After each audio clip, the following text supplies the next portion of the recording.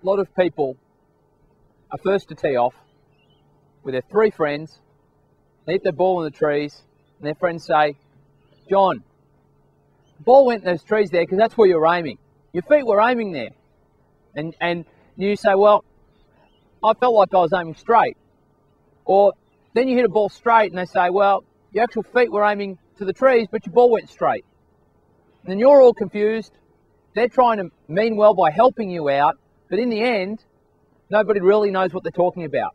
What I want to do for today is clear up the three factors that constitute good alignment and the order of importance that we'll talk about, and also then how they can benefit you for better shot making and to use those to your advantage. And I've got some props here set up that'll be able to combine a workstation that you'll be able to use at home to get into a little routine that will help you aim and align yourself better for better golf. So let's talk about those three factors right now that constitute good alignment. The most important factor, now write this down, the most important factor for alignment is club face.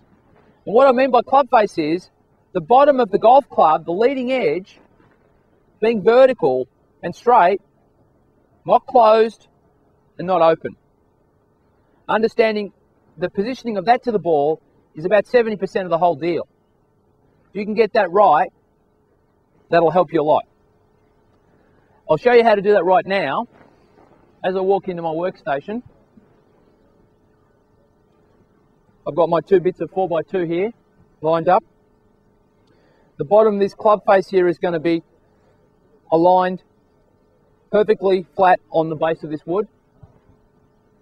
The second factor that you're going to have to look at is shoulder alignment, how my shoulders align to the target.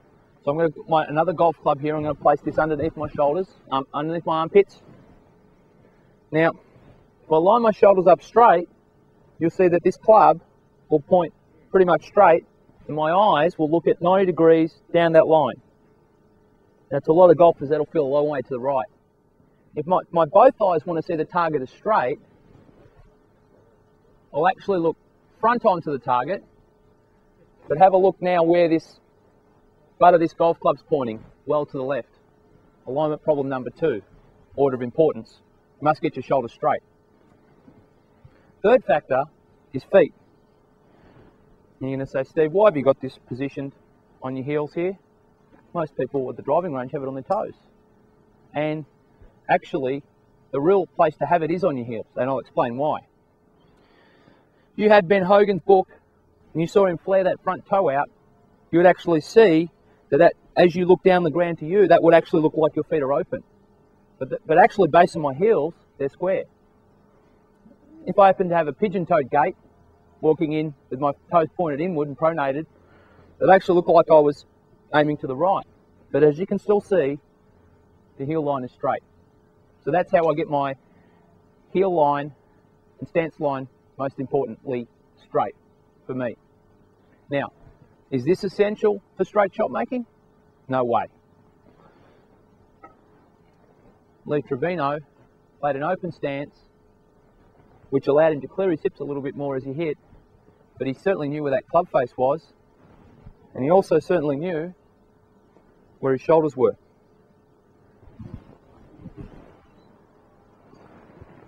Now that ball would have gone straight, even though my feet were open. But what the open stance did do is it allowed me to clear my left hip more. So those of you with some hip replacement problems, that might be something you might like to employ, but I certainly couldn't turn it very far back on the backswing.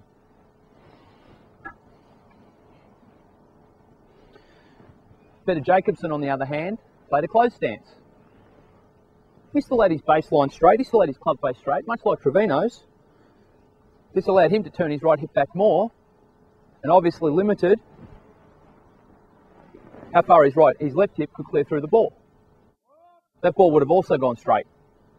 So forget this idea of having your feet square, because it's a good idea, and I'm not suggesting for everybody to aim their feet left and right and anywhere, but more importantly, understand your club face and understand your shoulders, and understand how your feet could actually allow your hips to turn in a certain direction. Both closed stance would allow me to turn more on the backswing and less on the through swing, and an open stance will allow me to turn more on the through swing and less on the backswing. That's a personal issue. But more importantly, my club face and my shoulders are straight and square. So I actually truly understand and appreciate the feel for straight alignment and a reproducible setup routine that can help my golf. Golf Zone TV is proudly brought to you by the Golf Zone online golf shop.